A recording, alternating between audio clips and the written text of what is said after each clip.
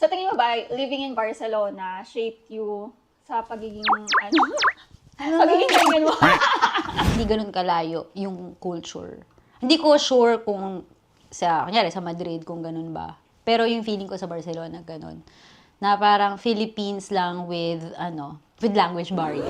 Nakatulong din yung ganong mentality kasi parang ang dami mong versions sa sarili Oo. na pwede mong gawin. Feeling ko yung sa identity ko mismo, parang ang freeing ng feeling dahil alam ko na hindi naman lahat ng mga tao na nandito permanent. So parang mas nagkakaroon ako ng opportunity to try out kung sino ba talaga ako. Minsan Karen, baka next time Carol. Naalala ko, meron na kami nakasabay sa elevator. So, nagsasalita siya. Hindi ko naman ma-differentiate kung Catalan or Spanish. So, sabi ko, sorry, I still don't know how to speak Spanish, but I'm learning. Tapos sabi niya, you should learn Catalan. Pull up a chair. Drinks forward. Let's talk.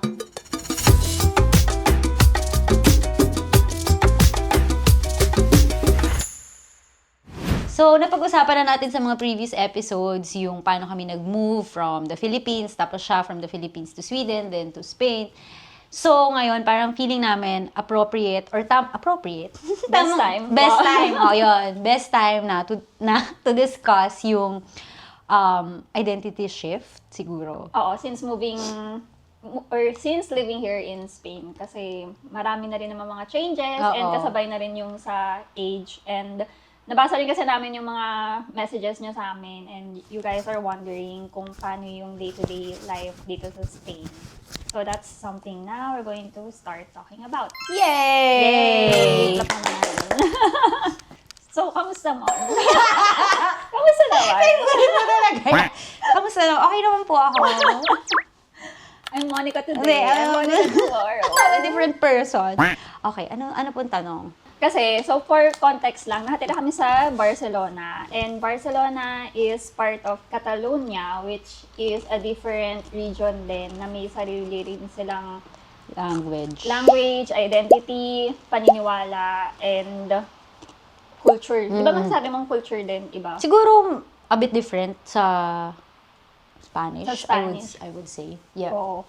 Kasi di ba ang common din na misconception kapag sinabi mong nakatira sa Spain, pare-parehas lahat. So the information that you can find online, hindi siya Masyado na didiscuss. Oo. Oo. Tapos hindi rin siya magtutugma kasi you have to identify anong city ba yung mag-fit sa akin and bakit dito ako sa city na to, di ba? So for Mon, Barcelona talaga yung favorite niya. Oo. And dito lang naman din talaga ako. Tsaka parang feeling ko dito yung vibe ko.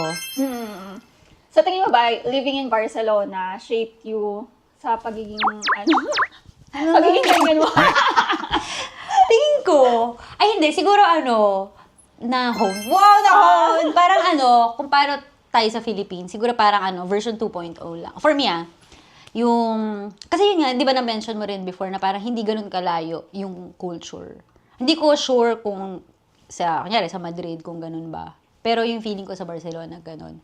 Na parang Philippines lang with language barrier. Ganun. Pero the rest, parang kung paano makisama yung mga tao. Actually, feeling ko sobrang friendly nga ng mga tao dito. So, hindi siya parang huge adjustment in terms of yung making friends, siguro. Siguro ako yung nagbibigay ng pressure sa sarili ko na parang, hindi kailangan ganito, kailangan super fluent ka or dapat diba yun nila, dapat super conversational ka para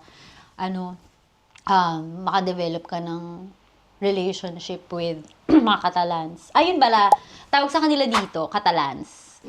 Lalang, FYI. Yung mga taga Catalonia. So yung Catalonia made up of 4 big cities. Region. Catalonia is a region, tapos may 4 na provinces. Provinces, tama, provinces. So, Barcelona, which is also the city. Tapos mayroon Girona, Tarragona, tsaka Lleida. Yun lang, FYI. So, going back do sa tanong, yun yung sagot. Hindi naman siya malaking adjustment. Although, syempre, may mga bagay na parang medyo nalilito ka na kung Filipino ka ba or, wow, Pili! Or Spanish ka. Ikaw? Nag-iba na identity. Sa akin, parang Feeling ko kung papipiliin ako, wow, pinapili. Oh. Pinilit. I will say, sa Barcelona, magandang start na city dito sa Spain. Para sa akin kasi, you get the best of both worlds na lahat ng mga nandito, dumadaan lang. Oo. And at the same time, ang sad din kasi if gusto mong mag-put up ka ng roots or gusto mong tumagal dito, makikita mo talaga na umaalis lang yung mga tao. So, nakatulong din yung ganong mentality kasi parang ang dami mong version sa sarili na pwede mong gawin. So, kung kayo mo version 2, ako siguro depende kung sino yung kausap ko. Ano pong version ka ngayon, ma'am? Version 11? Ang dami ko ng versions kasi magto 2 years na dito sa Spain. Pero, feeling ko yung sa identity ko mismo, parang ang freeing ng feeling dahil alam ko na hindi naman lahat ng mga tao na nandito permanent. So, parang mas nagkakaroon ako ng opportunity to try out kung sino ba talaga ako. Minsan Karen, baka next time Carol. Ako si Mona Lisa. Ay, hindi pala. Si Si Lola. Si Lola na, oo. So, yun, nag-iiba talaga yung identity. Depende din sa tao, no? Oo, Mga feeling kausap ko. mo. Pero may part ba sa'yo na, yun nga, syempre nanggaling ka sa Sweden. Then, actually, may Australia ka rin pala. So, parang confused or parang mix ka na ng iba't ibang places na napag-stayan mo. And kung meron ba doon yung parang pinakalamang or pinaka-apparent sa'yo? Parang feeling ko yung pinakalamang pagiging Filipino pa rin. Hindi kasama Pilipino. Ay, pero sige, tama. Fair naman yun. Okay, Filipino. Pagiging Filipino pa rin. Or sige, sabihin na natin na Spanish na lang. Talaga? Ina-expect ko Sweden na sabihin mo. Hindi, parang hindi pa rin. Siguro, depende. May mga aspects na more on Swedish lifestyle pa rin. Pero, Yung pag-i-organize mo. majority Spanish. Or, pwede rin. Ang hirap eh. Baka yun din yung sinasabi mo na marami kang version, na parang yung pagiging 100% na Karen, yun, made up of Depende. iba't ibang percentage ng mga pinanggaling mo. Wow, ginawa! In-analyze. Therapy session. De, joke lang, mamaru. Hindi, pero ang pinakamahirap yung language. Ang hirap niya talaga. Kasi kahit nasabihin mong Spanish, ang dali niya lang, madali daw aralin kasi marunong ka ng mag-Tagalog, tapos may mga overlap siya. Siguro, living here in Barcelona, nakakalito rin siya kasi priority ko ba Spanish, Catalan, tapos mga makakausap ko naman mostly nag-i-English. Nag-English, oo. So, parang ang hirap din. And then, naalala ko one time, kasi yung apartment namin, mostly Catalan yung mga tao. Tapos, naalala ko, meron na kami nakasabay sa elevator. So, nagsasalita siya. Hindi ko naman ma-differentiate kung Catalan or Spanish. So, sabi ko, sorry, I still don't know how to speak Spanish, but I'm learning. Tapos sabi niya, you should learn Catalan. Oops, mali ka. Kaya nga maano pa naman sila dito sa identity.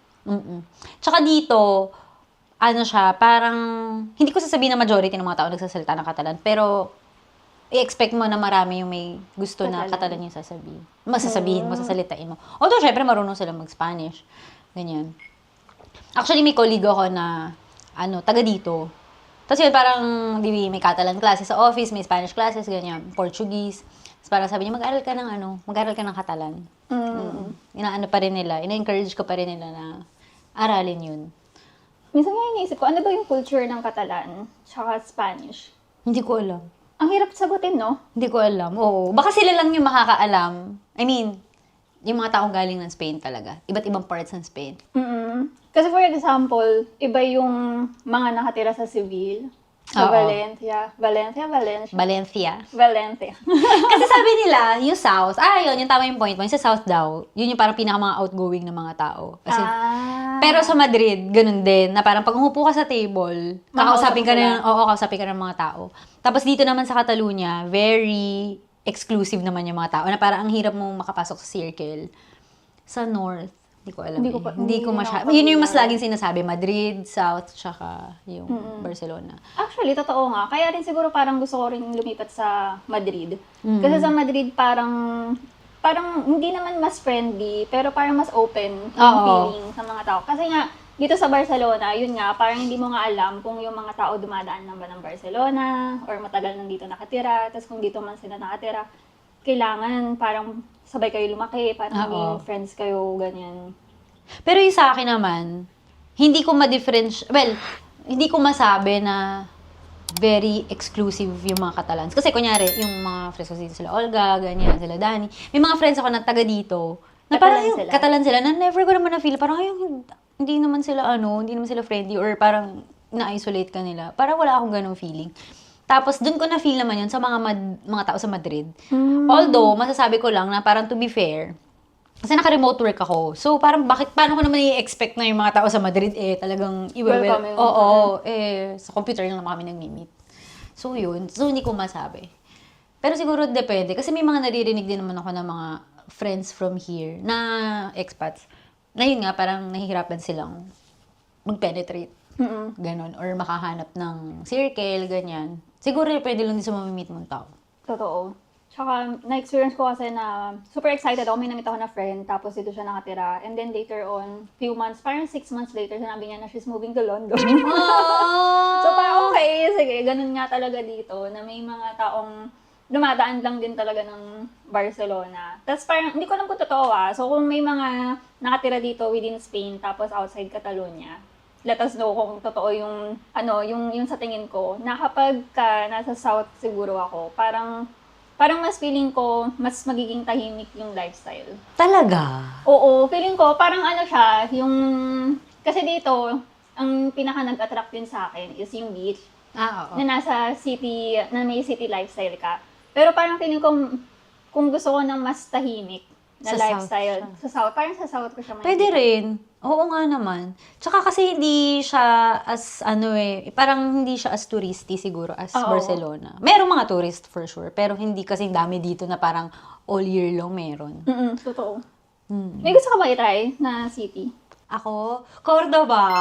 Sa south yun, Sa south, oo. Kasi yung friend ko pumunta dito last year. Tapos pumunta kami sa Malaga, sa south to. Malaga, Sevilla, tsaka Cordoba. Tapos, alam mo, yung Cordoba na feeling, para siyang Barcelona na mas quiet. Ganon. Kaso nga lang super init. So, yun yung challenge. Parang, feeling ko at home ako doon.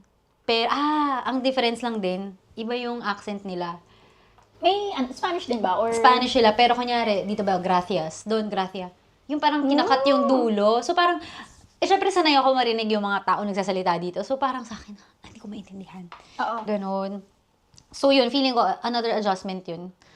Tsaka yun, medyo may mga iba rin yata silang words na ginagamit. Hindi ko super sure yun Pero dun sa pronunciation, sure ako. So, nahirapan ako makipag-usap sa kanila. Pero anyway, going back dun sa question mo, ganun yung Cordoba na parang ang peaceful niya. Hindi katulad dito na daming tao, daming nangyayari, ganon. Tapos yun, mas affordable. Kasi nag-check din ako ng flat. Ang ganda ng Yung flat. apartment talaga, Oo. Ikaw, if ever magta-try ka, apart from Madrid. Ako gusto ko And Seville. Di ba doon ba yung flamenco? Hindi ko alam. Hindi ko rin alam. Pero, well, binis ko na naman siya sa Astro Cartog. So, ano pang malay ko. Hindi, pero parang for me kasi, yun nga, ang busy ng Barcelona, na siguro kung gusto ko ng networking or ma-expand yung horizon ko or meeting new people, Barcelona, definitely. Pero parang siguro nasa age na rin ako na gusto ko ng katahimikan. Katahimikan. Oo, totoo din. Kaya parang gusto ko na rin ng civil. Or, though alam ko marami na rin mga international students or mga expats sa civil, pero parang feeling ko, mas kaya mo siyang i-build ng dahan-dahan kasi hindi ganun karami yung... Nakakasalumha mo. Oo, parang ganun. Pero we'll see. Ay, ako may tanong pala ako dun sa mga nag-comments. Nag-comment. Ang dami kasi nag-comment. Ang dami kasi nag-comment. So, merong isa, ano ba yung sinabi niya? Nasa ibang part siya ng Spain. Tapos, parang, ano ba yun? Parang nahirapan ba siya nahirapan ba siya maghanap ng friends? Tama ba? Yung collection ko, gano'n. Uy, thank you pala kasi sinabi niya na feeling daw niya ang sarap namin maging friends. Thank you naman! Kaya pag mag-move ka man dito sa Barcelona, Drop us a message. Yes, magiging friends tayo. Oh, feeling. Mag-term with tayo. Oo. Ay, Shika and Sangria tayo. So, yung tanong ko pala, ano yung experience? hindi ba as parang welcoming? Naalala ko, Leon yung sinabi niya eh. So, tapos ng Madrid yun, no? Parang Madrid yata, tapos nandito. Hindi ako masyadong sure. Ganon. Or, nakapunta ka na ba ng Barcelona? Kinausap ng vlog. Nakapunta ka na ba ng Barcelona para ma-compare? Hindi, kasi curious din ako. Kasi syempre parang ako, dito naman ako ever since. So gusto ko lang din malaman kung ano yung experience ng iba. Diba? Actually, curious din ako. Parang feeling ko, kailangan namin makamit ng mga tao na nakatira sa ibang city and then interviewin namin kayo dito sa... Alam ko na, mag-zoom tayo. Ayaw nga, Diba? pwede. If gusto nyo na ma-share yung mga experiences nyo while living in another city, malay mo makonvince kami ni Mon na... Oo nga, tapos lilipat kami dyan. May friends kayo. Oh, kidding! Joke lang. Anyway. Oh, may mag-unsubscribe. And that's it for today's episode. Thank you po sa lahat ng... Thank you po. Thank you. Thank you po sa lahat. Thank you sa lahat ng nag-message sa amin sa Instagram at sa email. At sa YouTube. Sa YouTube, yung mga naka-comment. And one of these days, we're going to talk about naman yung mga practical things about living in Spain or moving to Spain. So, may mga nagtatanong din about sa finding an apartment, tapos yung mga logistics, digital nomad visa, non-lucrative visa, yung mga ganon, and it's something na piniprepare pa lang namin yung information. So, kailangan nyo nang mag-subscribe para makita nyo agad once it's available. And thank you pala dun sa mga new subscribers and dun sa mga hindi pa nakapag-subscribe. Please don't forget to like, share, and subscribe here dito sa Chica and Sangria! Bye!